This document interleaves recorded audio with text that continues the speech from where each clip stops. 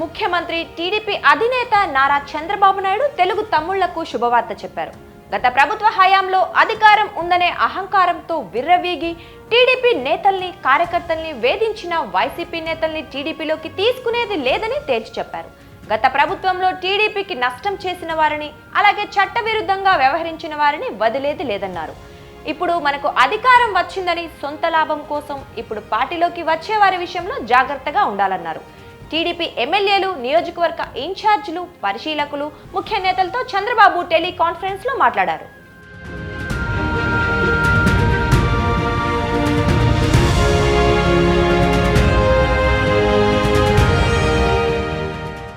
అన్యాయం చేసిన వారిని ఉపేక్షించేది లేదని, ప్రజలు నమ్మి అద్భుతమైన విజయాన్ని అందించారని, ఆ నమ్మకాన్ని నిలబెట్టుకోవాలని సూచించారు చంద్రబాబు.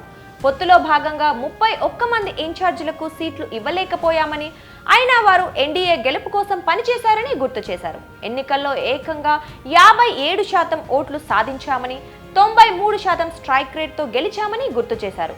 2029 ఎన్నికలకు కూడా ఇప్పటి నుంచే ప్రణాళికలు సిద్ధం చేసుకోవాలని సూచించారు.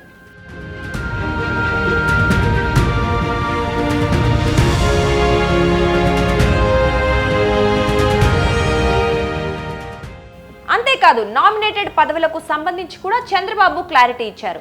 ఈ ఎన్నికల్లో ఎన్డీఏ విజయం కోసం పనిచేసిన వారిని నామినేటెడ్ పోస్టుల్లో నియమించనున్నట్లు తెలిపారు. ఇప్పటికే నామినేటెడ్ పదవులకు సంబంధించి వివరాలని సేకరిస్తున్నామన్నారు. పార్టీ నేతలు ఇచ్చే వివరాలతో పాటుగా ఇతర మార్గాల్లోనూ నివేదికలు తెప్పించుకుంటున్నట్లు చెప్పారు. ఖచ్చితంగా కష్టపడిన వారికే పదవులు వచ్చేలా చూస్తామన్నారు.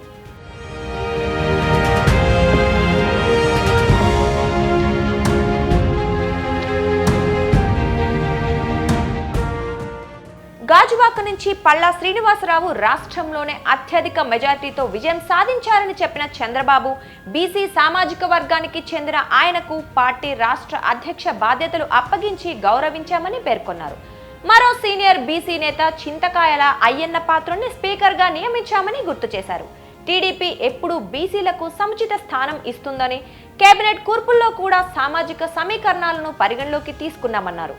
మరోవైపు వచ్చే నెల 1 నుంచి పెంచిన పింఛన్ అందజేయబోతున్నామని, రాష్ట్ర వ్యాప్తంగా పండుగ వాతావరణంలో ఈ కార్యక్రమాన్ని నిర్వహించాలని సూచించారు. ప్రభుత్వం నుంచి వారికో హామీ పత్రం కూడా ఇవ్వనున్నట్లు తెలిపారు.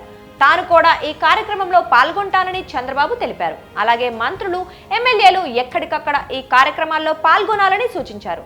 మొత్తం మీద చంద్రబాబు ఓవైపు పాలనతో పాటుగా మరోవైపు పార్టీ పైన ఫోకస్ పెట్టడంపై పార్టీ వర్గాలు హర్షం వ్యక్తం చేస్తున్నాయి.